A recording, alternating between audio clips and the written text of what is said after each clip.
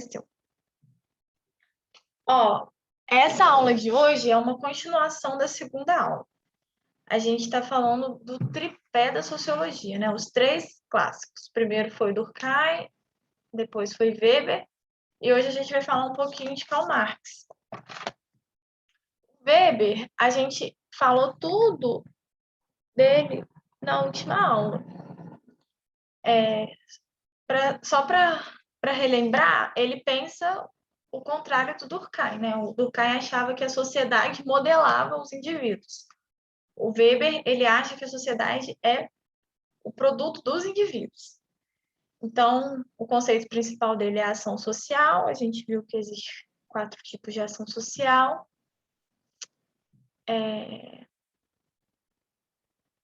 E ele também fala da ética protestante do espírito e o espírito do capitalismo, é o principal livro dele, em que ele busca explicar por que o capitalismo se desenvolveu na Europa, onde a religião protestante também, a partir da reforma protestante, se desenvolveu. E aí ele falava que existe um espírito de competição próprio das religiões cristãs, que o trabalho dignifica o homem, e dessa forma, o trabalho sendo abençoado por Deus, essa lógica tornaria a diferença social, a diferença de renda natural e digna da vontade do indivíduo, digna da vontade de Deus, desculpa, e da força de vontade do indivíduo. Aí, a gente parou exatamente aqui, nas questões. As questões do Weber, vou falar com vocês, eu achei bem difíceis em comparação às outras. E todas elas são do Enem. O Weber, ele é um autor que cai mais no Enem. Então, é legal a gente ter um pouco mais de atenção quando for estudar ele. Eu mandei para vocês um resumo no WhatsApp na semana passada. Os principais pontos estão ali. Eu acho que com aquele resumo vocês conseguem fazer todas as questões do Weber. E é aquela coisa também, a gente sempre tem que procurar entender ao máximo, né? O que está escrito, interpretar, no caso. Interpretar é sempre crucial, porque às vezes a gente se embola no enunciado da questão, às vezes parece que está pedindo uma coisa difícil e a resposta está ali. Então, a gente sempre sempre prestar atenção nisso.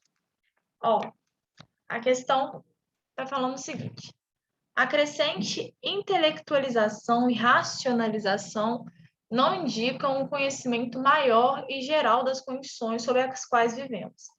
Significa a crença em que, se quiséssemos, poderíamos ter esse conhecimento a qualquer momento. Não há forças misteriosas incalculáveis. Podemos dominar todas as coisas pelo cálculo. Tal como apresentada no texto, a proposição de Max Weber a respeito do processo de desencantamento do mundo evidencia o... Bom, como a gente falou na semana passada, vou relembrar para vocês o que seria o desencantamento do mundo. O Weber, né, ele escreve também naquela época de industrialização, no final do século XIX, começo do século XX, ele escreve mais no começo do século XX, na verdade. E ele vai fazer uma interpretação daquela sociedade que tinha se industrializado, que tinha tornado capitalista, né? Saído do campo para a cidade, deixado a religião de lado para valorizar a ciência. A gente viu que também existiu o positivismo, que era essa valorização da ciência, que a ciência ia mudar o rumo do mundo, que as sociedades iam cada vez mais se desenvolver. E o Weber enxerga esse processo da indústria como um processo de racionalização. E aí, esse processo de racionalização, ele chamou de desencantamento do mundo. O desencantamento do mundo é o afastamento das crenças tradicionais, mas, assim, é afastamento, não é extinção. É importante lembrar disso. Então, né, desencantamento do mundo era isso, esse processo de racionalização que aconteceu no mundo quando teve a industrialização, em que a gente deixa as crenças de lado, a gente deixa um pouco a tradição de lado, deixa um pouco a religião de lado para valorizar a ciência. Isso é o desencantamento do mundo na visão do Weber. Então, tá falando aqui. Tal como apresentado no texto, a proposição de Max Weber a respeito do processo de desencantamento do mundo evidencia o progresso civilizatório como decorrência da expansão do industrialismo, extinção do pensamento mítico como um desdobramento do capitalismo, emancipação como consequência do processo de racionalização da vida, afastamento de crenças tradicionais como uma característica da modernidade, fim do monoteísmo como condição para a consolidação da ciência. Alguém faz ideia de qual seria a resposta? Quer falar?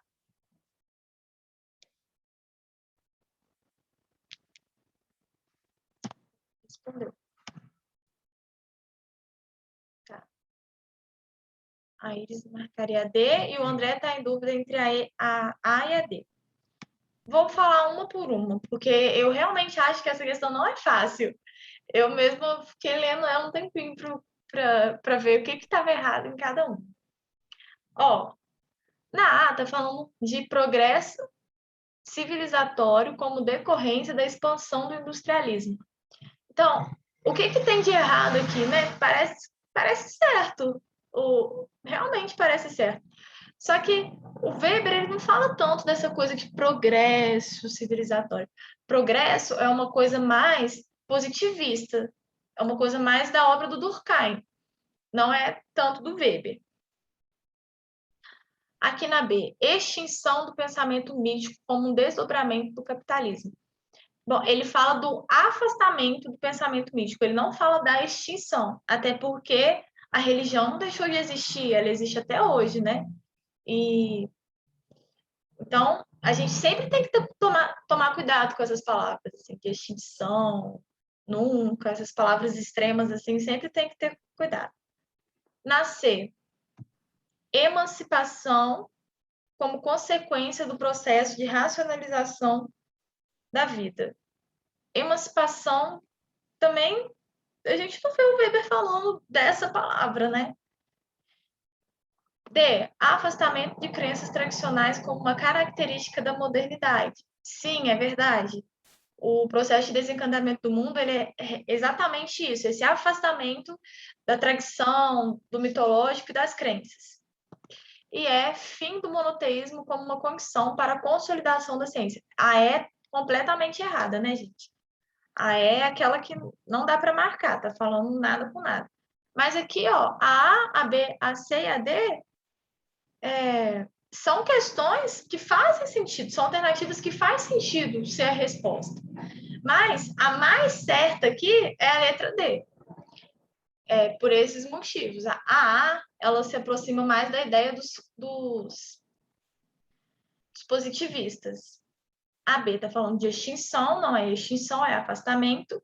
E na C, essa palavrinha aqui, emancipação, a gente não vê na obra do Weber. Tudo certo? Alguém tem alguma dúvida?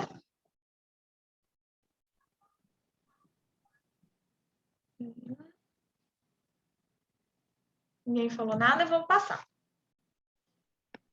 Apareceu duas coisas aqui, gente. Tá tranquilo. Vou tentar deixar o chat aqui do lado.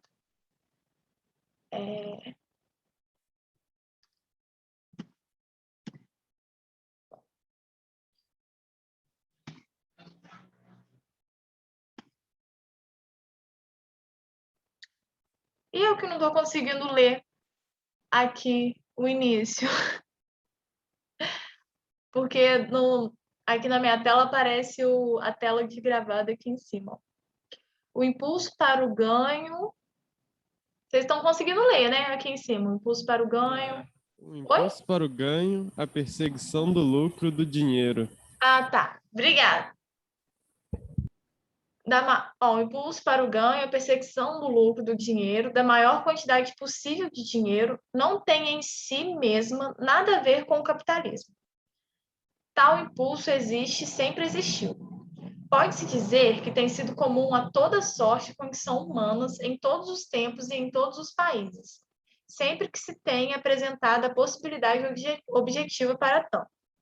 O capitalismo, porém, identifica-se com a busca do lucro sempre renovado por meio da empresa permanente, capitalista e racional, pois assim deve ser. Numa ordem completamente capitalista da sociedade, uma empresa individual que não tirasse vantagem das oportunidades de obter lucros estaria condenada à extinção. O capitalismo moderno, segundo Max Weber, apresenta como característica fundamental a competitividade decorrente da acumulação de capital, implementação da flexibilidade produtiva e comercial, a ação calculada e planejada para obter rentabilidade, socialização das condições de produção, mercantilização da força de trabalho. Gente, essa questão aqui é mais... Deixa eu só ver aqui. Essa questão aqui, a gente consegue responder ela prestando atenção no texto. O texto fala qual que é a alternativa. Vamos ver quem consegue acertar.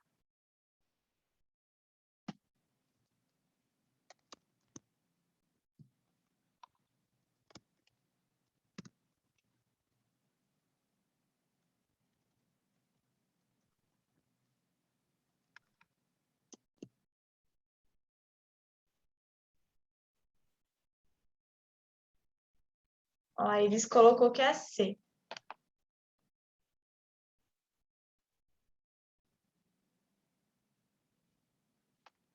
Mais alguém? A Emanuela achou que é a A.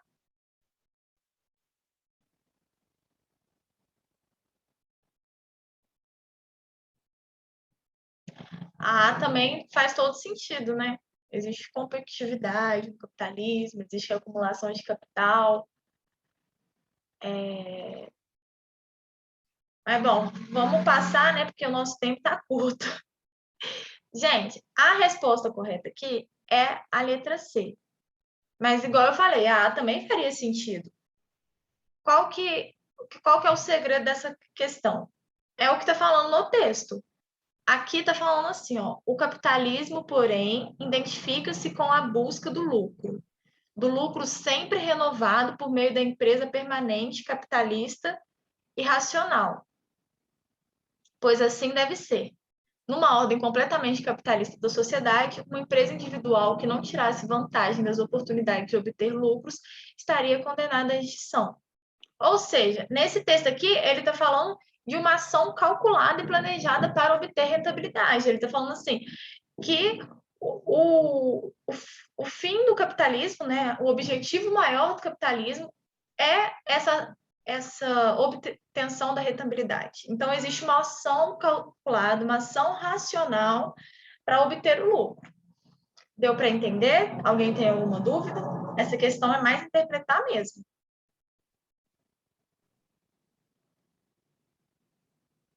Porque, igual eu falei, por exemplo, a alternativa A não seria uma alternativa errada, mas não é o que está escrito aqui na questão. Então, às vezes, a gente tem que prestar atenção nessas coisinhas. E Weber, como eu disse, caiu bastante. Ó, essa questão aqui mesmo foi do Enem Digital. Vocês ficaram sabendo que teve Enem Digital ano passado? Ó, no protestantismo ascético, temos não apenas a clara noção da primazia da ética sobre o mundo, mas também a mitigação dos efeitos da dupla moral judaica. Uma moral interna para os irmãos de crença e outra externa para os infiéis. O desafio aqui é o da ética, que quer deixar de ser um ideal eventual e ocasional, que exige dos virtuosos religiosos quase sempre uma fuga do mundo, como na prática monástica cristã medieval, para tornar-se efetivamente uma lei prática e cotidiana dentro do mundo. Retomando o pensamento de Max Weber, o texto apresenta a tensão entre positividade ético-religiosa e esferas mundanas de ação.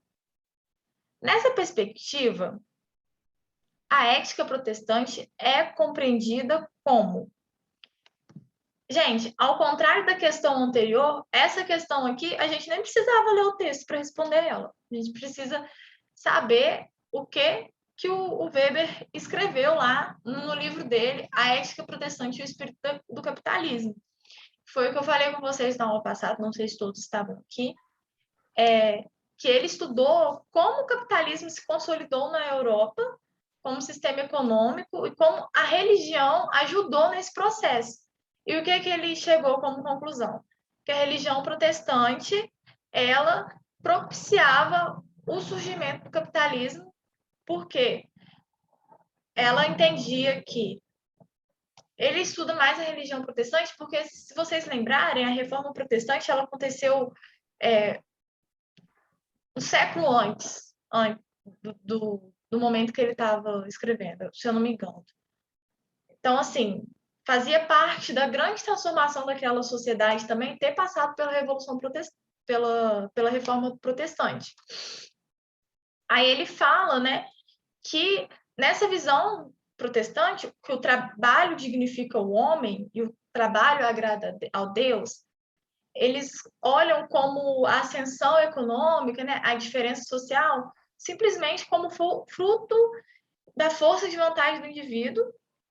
E como o trabalho agrada a Deus, ele é abençoado por uma divindade, né? Então, pode existir desigualdade econômica nessa lógica. Então, basicamente, o protestantismo ele cria condições favoráveis para o capitalismo. Então, essa é a ideia.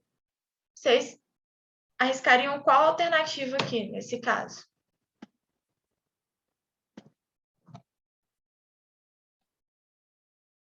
Letra E. Isso. Todo mundo acertou essa. Exatamente. Na perspectiva do Weber, a ética protestante é adequada ao desenvolvimento do capitalismo moderno. Isso mesmo. Vamos agora falar desse cara aqui, que é o Karl Marx. Com certeza todo mundo já ouviu falar nele, né? Que é uma pessoa bastante polêmica, tem muita gente que briga para falar, né, sobre as teorias do Karl Marx. Só lembrar que aqui a gente tem que expor todas as ideias, né? E vamos falar aqui. O que são os socialistas? Que quando a gente fala do Karl Marx, sempre vem essas palavras na nossa mente, né? Socialismo, comunismo. A gente estudou lá na primeira aula que na sociedade nem sempre, aliás, na sociedade nunca vai existir pessoas iguais, totalmente iguais. Sempre existirão grupos e ideias divergentes. Então, o que estava acontecendo no mundo? Surgiu o capitalismo como um modo de produção, né, a partir da Revolução Industrial, e nem todas as pessoas concordavam com o sistema capitalista. E essas pessoas que não concordavam com o sistema capitalista, elas são denominadas genericamente socialistas. Mas aqui é importante a gente frisar o seguinte: elas eram contrárias ao sistema capitalista, não à indústria, tá? Então, assim, existiu vários movimentos socialistas ao longo da história. E isso, provavelmente, vocês vão ver muito melhor em história, que a gente só vai citar, que a gente pode citar, por exemplo, o socialismo utópico, que são esses escritores aqui, o grande nome do socialismo utópico, que ele é chamado de utópico porque eles não propunham uma revolução na sociedade. Esses socialistas, eles achavam que as condições de trabalho do proletário, né? Aliás, proletário é uma palavra do Marx, vamos mudar aí. As condições dos trabalhadores eram muito ruins, eles queriam melhorias, eles queriam mais dignidade, eles queriam um salário melhor que desse para suprir todas as necessidades dele, mas eles não queriam uma briga com os patrões, eles não queriam romper com o sistema. Então, eles são chamados de utópicos por isso. Existe o socialismo libertário ou anarquismo, e o anarquismo, né, a principal característica dele é romper com o Estado. Eles eram contra existir uma unidade que governasse todos, que concentrasse o poder. O socialismo cristão, que queria melhor distribuição de rendas, mas também sem essa ideia de romper com o sistema, queria defender só mais dignidade para as pessoas mesmo. E, por fim, o socialismo científico, que é o de Karl Marx, que é o que a gente vai falar aqui hoje. Bom, o Marx, o tema central da obra do Marx é o trabalho. E uma coisa interessante é que o Karl Marx, ele já escrevia as teorias dele antes mesmo do Emile Durkheim, do Emile Durkheim e antes do Weber, né? Porque o Weber veio depois do Durkheim. Então, ou seja, antes da sociologia existir como disciplina, o Karl Marx já escrevia as teorias dele, já estava escrevendo os livros dele. Aliás, 1848, quando ele escreve o livro Manifesto do Partido Comunista. Isso é bem antes da gente ver o lado do surgimento do positivismo. Só que a obra do Marx, ela é totalmente voltada para a sociedade, ela é muito voltada para a economia. Como eu disse, o trabalho é o tema central da obra do Marx. E por isso a gente considera ele um dos tripés da sociologia. Por isso a gente sempre estuda a obra dele na sociologia, porque vai inspirar muitos outros estudiosos no mundo todo. E até hoje a obra dele é muito conhecida. E o Marx ele entende que a sociedade ela só pode ser compreendida por meio das condições materiais de sua existência. Quando a gente for falar desse materialismo histórico, o que seriam essas condições materiais da existência? O trabalho. O trabalho é sempre tema da obra do Marx. Então, ele é crítico ao capitalismo industrial, que é o que acontecia lá na Europa. E, como eu disse, o Marx ele é alemão, né?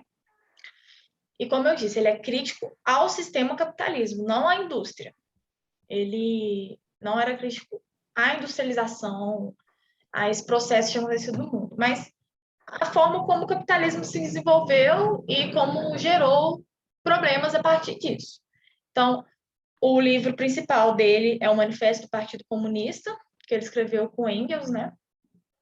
E outro livro dele, muito estudado na economia, as pessoas que querem fazer faculdade de economia com certeza vão estudar esse livro, que chama O Capital. Bom,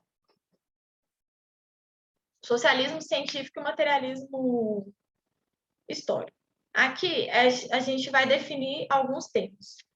Modo de produção. O que é o modo de produção? É forma de organização socioeconômica vinculada a uma etapa do desenvolvimento das forças produtivas e também das relações de produção. As forças produtivas e as relações de produção se alteram ao longo do percurso histórico, afetando os meios de produção. Meio de produção. Tudo aquilo que permeia a relação entre trabalho humano e natureza.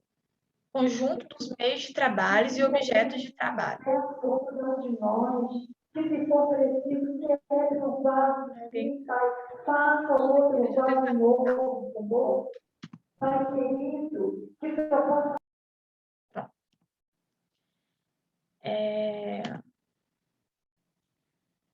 Voltando. Eu falei de meios de produção, relações sociais de produção. Forma como os indivíduos se organizam para produzir os bens materiais necessários à sobrevivência. Essas relações definem toda a organização de uma sociedade. Olha que interessante. Ele fala que as relações de produção é o que define toda a sociedade.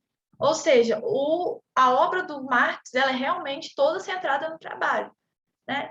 O modo de produção seria a maneira como nós produzimos as coisas, a maneira como trabalhamos em sociedade, o meio de produção, tudo aquilo que permeia, né, o trabalho, a natureza, por exemplo, as fábricas seriam um meio de produção, as ferramentas que se utilizam para fazer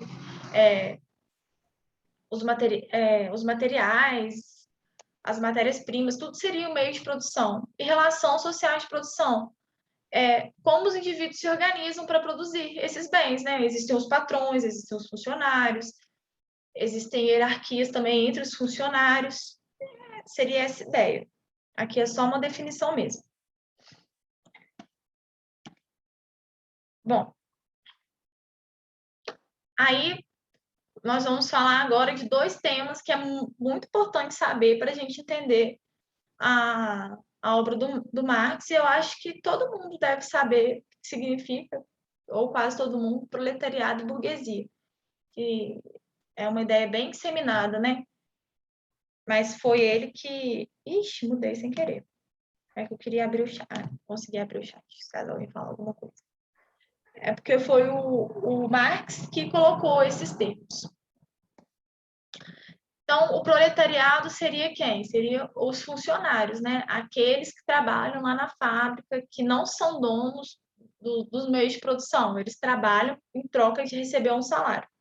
E a burguesia seria o dono das fábricas, o dono do meio de produção, aqueles que pagam algum salário aos trabalhadores.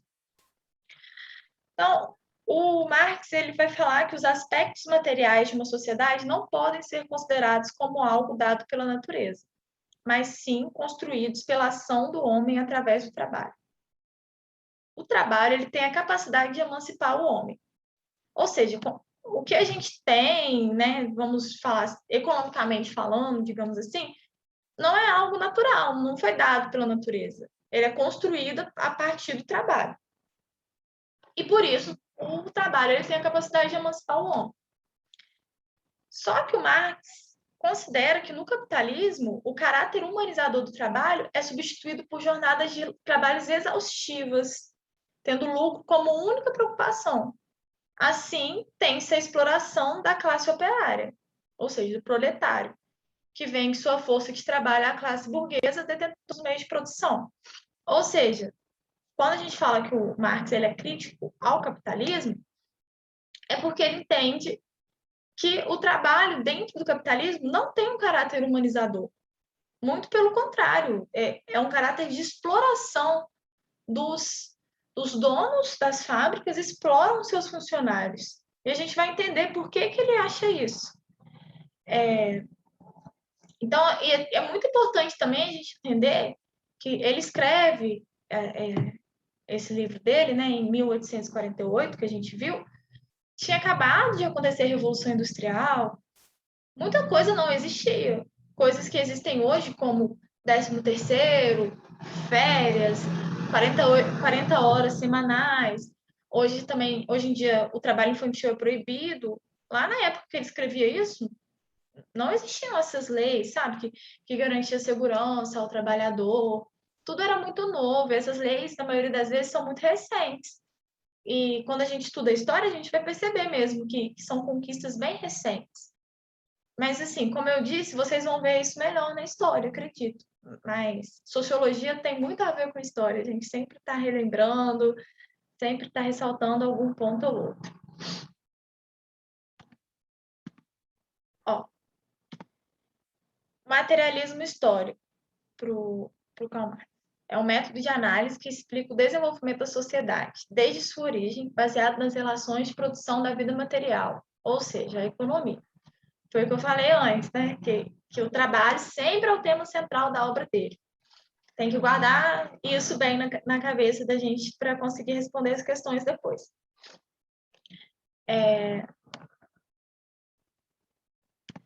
A dialética materialista. Para o Marx, todas as sociedades humanas em que há propriedade privada, existiria uma oposição básica entre os grupos que detêm as propriedades e os que não são detentores dessas.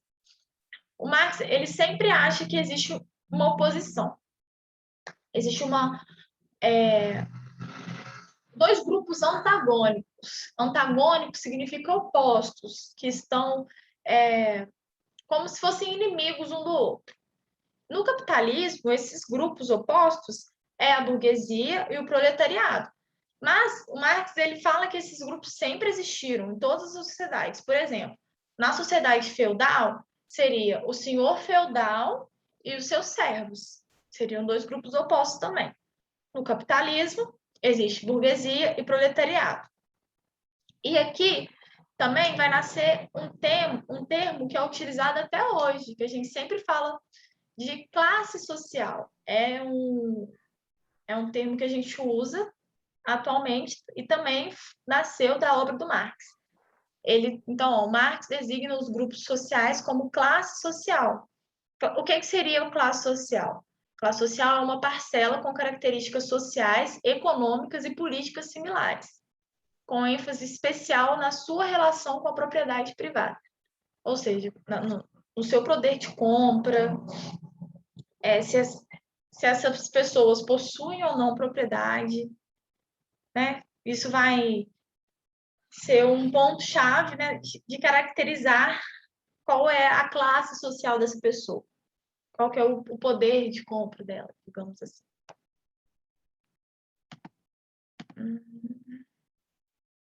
Então,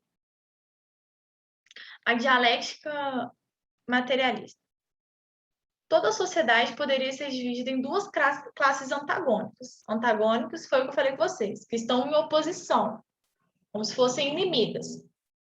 E no capitalismo seria burguesia e proletariado. Essas classes possuem interesses opostos. Né? No caso, os burgueses eles estão interessados mais no lucro e o proletariado estaria interessado em melhores condições de trabalho e de salário. E isso faz surgir uma luta de classes entre elas, ou seja, essa briga de interesses. No capitalismo, esse antagonismo, ou seja, essa oposição, teria atingido seu auge devido à concentração de renda, à desigualdade e à exploração do trabalho, que para os socialistas científicos estão na base do sistema, marcando uma diferença essencial entre burguesia e proletariado. Ou seja, aqui está a crítica do Marx ao sistema capitalista. Ele fala que o capitalismo é o auge da concentração de renda, da desigualdade e da exploração do trabalho. Então, o que seria essa concentração de renda, essa exploração do trabalho? Um conceito muito importante também, que vai ajudar demais a fazer os exercícios quando cair Karl Marx. Mais-valia e alienação. O que é mais-valia? A mais-valia é a diferença entre o valor que é produzido pelo trabalhador e o valor recebido por ele enquanto salário. Essa diferença é apropriada pelo empregador e é o que permite aos burgueses obterem um lucro e reinvestir capital na produção. A lógica do trabalho capitalista se basearia em uma relação de exploração e de dominação sobre o proletariado. O proletário é mantido ignorante da sua situação pela ideologia da classe dominante. Assim, o trabalhador não se reconhece naquilo que produz, pois se encontra alienado do resultado do seu próprio esforço. Resumidamente, o que seria a mais-valia?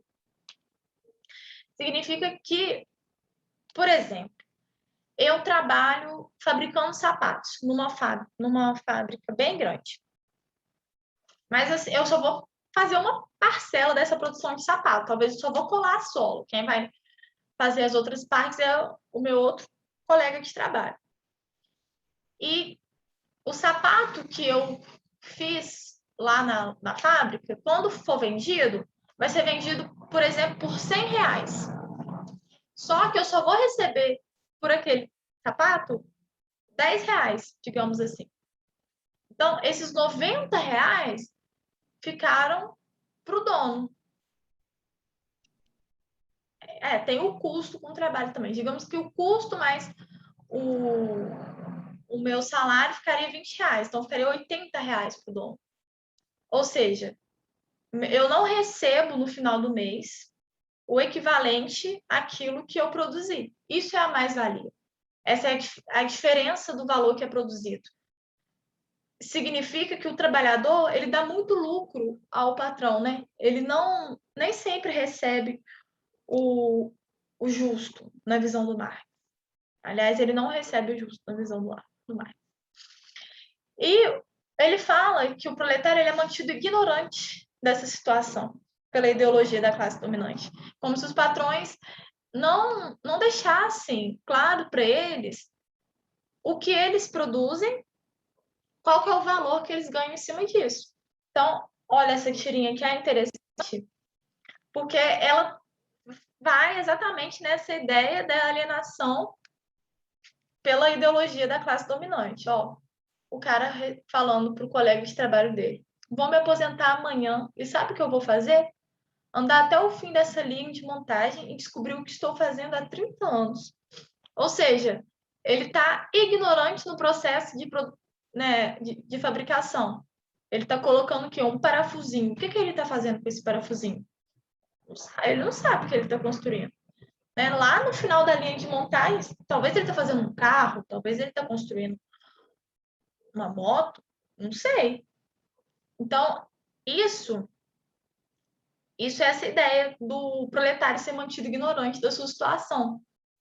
Ele participa só do processo de fabricação, ele nem tem noção do lucro do patrão no final disso. É o que permite existir a mais-valia. Está muito ligado à ideia de alienação. Tem aquela frase, né, do Ford, por que quando eu contrato o braço vem a cabeça junto, né? Que eles querem que... Eles não querem a cabeça, só quer alguém para fazer aquela coisa, né? Aquele movimento. Sim, sim. A ideia é exatamente isso. Você captou muito bem. Ó, agora mais dois termos importantes: infraestrutura e superestrutura. O que é infraestrutura? Parte da sociedade relacionada aos meios de produção da vida material, ou seja, a economia. E a superestrutura são os sistemas ideológicos que visam, sobretudo, manter a infraestrutura. A superestrutura seria composta por dois grandes aparatos: o aparato jurídico-político, que é o Estado e as leis, e o aparato ideológico, que são as crenças, as regras, os valores morais, a religião e a cultura, que representam os interesses da classe social dominante.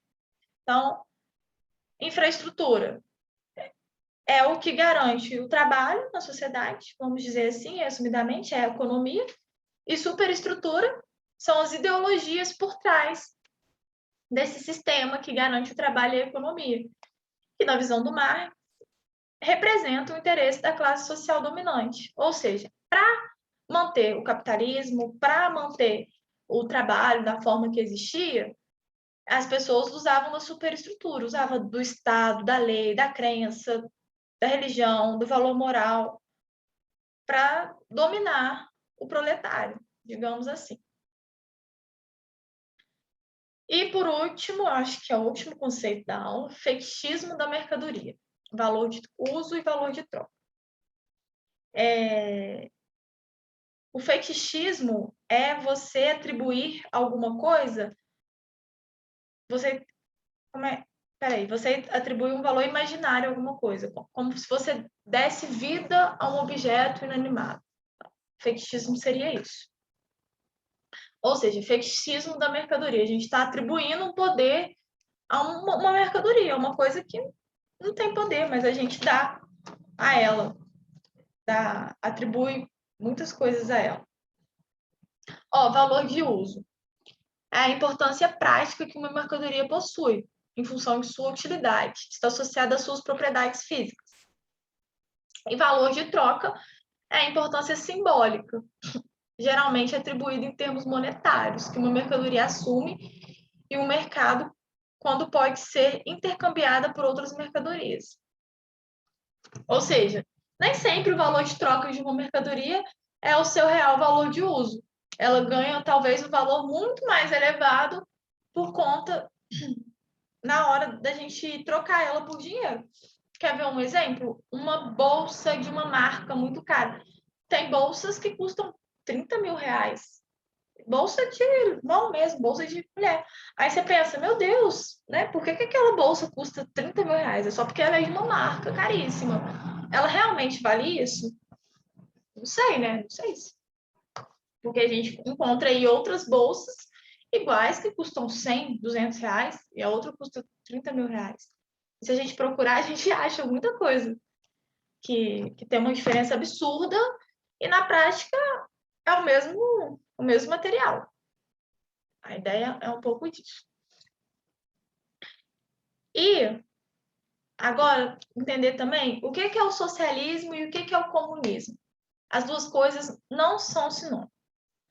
Ó, a teoria marxista está intimamente ligada à política, pois propõe uma mudança radical na sociedade. Por isso que o Marx é tão discutido quando se fala em política. Ele propõe muita mudança na sociedade. Né? Ele queria acabar com esse sistema de lucro, de mais-valia, de alienação do proletariado. Ele quer romper com isso mesmo. Então, a teoria do Marx está muito ligada à política. E, ó, ele propõe a Revolução Proletária, né, naquele livro dele, o Manifesto do Partido Comunista, e ela seria composta por dois momentos. Esse primeiro momento seria socialismo e o segundo momento seria o comunismo. Então, no socialismo, seria um Estado voltado para a promoção da igualdade por meio da estatização dos meios de produção. Ou seja, os meios de produção eles deviam deixar de ser privados, deviam deixar de ter um dono para ser do Estado. Aí não ia existir mais lucro, não ia existir mais valia. E o comunismo seria a economia coletivizada, em que a organização democrática dispensa a existência do Estado. Ou seja, o comunismo seria um estágio em que todo mundo estaria igual. Né? Comunista, você lembra assim, comum. Então, existe essa diferença entre socialismo e comunismo. O socialismo seria a transição do capitalismo para o comunismo, e o comunismo seria esse estado de comunhão, de comuna.